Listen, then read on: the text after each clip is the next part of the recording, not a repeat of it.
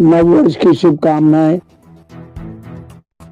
पूरा हिंदुस्तान और पूरे विश्व में शांति बनी रहे, यही मनोकामना है। और जो आपस में एक दुराव की भावनाएं आ रही हैं, वह ऊपर वाला सबकी खत्म करे और सब लोग सुख शांति से रहें। हिंदू, मुस्लिम, सिख, ईसाई एक जगह बन के एक होके रहे। ये सब लोग प्रभु की कृपा से ही हैं और भगवान सिर्फ इंसान बनाता है, वो ना कोई हिंदू बनाता है, ना मुसलमान बनाता है, ना सिख और ईसाई बनाता है। वो सब हम लोग धरती पे बैठे हुए लोग उसका नामकरण करते हैं। तो इस चीज को ध्यान रखो, ऊपर वाला सबके लिए एक है, हम सब मिलजुल के रहें। नववर्ष की हार्दिक शुभकामनाएं। Happy new year. Thank you.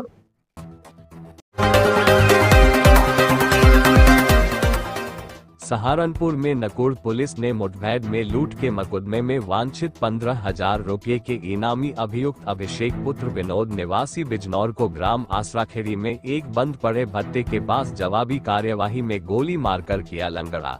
घायल बदमाश को पुलिस ने इलाज के लिए अस्पताल में भर्ती कराया। बदमाश के कब्जे से एक तमंचा 315 बोर, 2 खोखा, 2 जिंदा कारतूस 315 बोर, एक मोटरसाइकिल बिना नंबर प्लेट एंड 1560 रुपये नकद बरामद किए। आज 30 दिसंबर 2024 को थाना नकुड़ पुलिस टीम द्वारा चेकिंग की जा रही थी, तभी अम्बेठा की तरफ से एक बिना नंबर प्लेट की मोटरसाइकिल पर सवार एक व्यक्ति को जब पुलिस पार्टी द्वारा रोकने का इशारा किया गया, तब वह पुलिस पार्टी की चेकिंग देख अपनी मोटरसाइकिल घुमाकर वापस अम्बेठा की तरफ भागने लगा। पुलिस द्वारा अभियुक्त का पीछा जब किया गया तो वहां पर वह आसराखेड़ी के पास एक बंद पड़े भट्टे के तरफ मुड़ गया। पुलिस पार्टी ने उसका जब पीछा किया तो पुलिस पार्टी को नजदीक आता देख उसने पुलिस पार्टी पर जान से मारने की नीयत से फायरिंग कर दी। इसके पश्चात आत्मरक्षार्थ जवाबी फायरिंग में अभियुक्त के दाहिने पैर पे गोली लगी है, जिसके बाद उसको प्राथमिक उपचार के लिए अस्पताल में भिजवाया गया है। इसमें घायल अभियुक्त की पहचान अभिषेक पुत्र विनोद निवासी ग्राम सुआवला, थाना अफजलगढ़, जनपद बिजनौर के रूप में हुई है।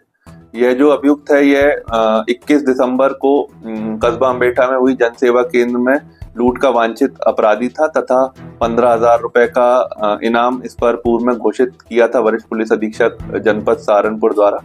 इसके कब्जे से एक अवैध तमंचा, जिंदा व खोखा कारतूस बरामद हुए हैं तथा एक बिना नंबर प्लेट की मोटरसाइकिल बरामद हुई है तथा 1560 रुपए करीब इसके पास से तलाशी के दौरान मिले हैं। प्रकरण में थाना नकुड़ पर अग्रिम मुकदमा पंजीकृत कर अग्रिम कार्रवाई की जा रही है और विधिक कार्रवाई थाना नकुड़ पर प्रचलित। सहारनपुर में रायवाला क्लॉथ मार्केट एसोसिएशन से जुड़े व्यापारियों ने नगर निगम के खिलाफ धरना दिया, तो वही एसोसिएशन के चेयरमैन संजय अरोड़ा व अध्यक्ष अजय कालड़ा भूख हड़ताल पर बैठ गए। उन्होंने बताया कि हमने नगर निगम के अधिकारियों को 1 सप्ताह तक समय दिया था कि अगर हमारी मांगे नहीं मानी गई तो हम भूख हड़ताल पर बैठने को मजबूर होंगे, लेकिन फिर भी हमारी मांगे नहीं पूरी हुई और हमें भूख हड़ताल पर बैठना पड़ा। वहीं मार्केट के व्यापारियों ने कहा कि हम अपनी मांगे मनवाकर रहेंगे, चाहे हमें किसी भी हद तक जाना पड़े।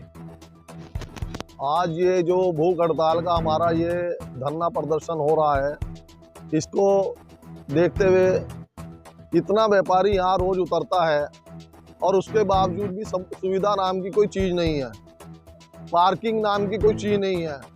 इतनी बार हम 40 बार कम से कम निगम में गए, वहाँ सब अधिकारियों को अवगत कराया, इतनी बार हमने वहाँ लेटर दिए, लेकिन कोई हमारी समस्या की तरफ नहीं देखता।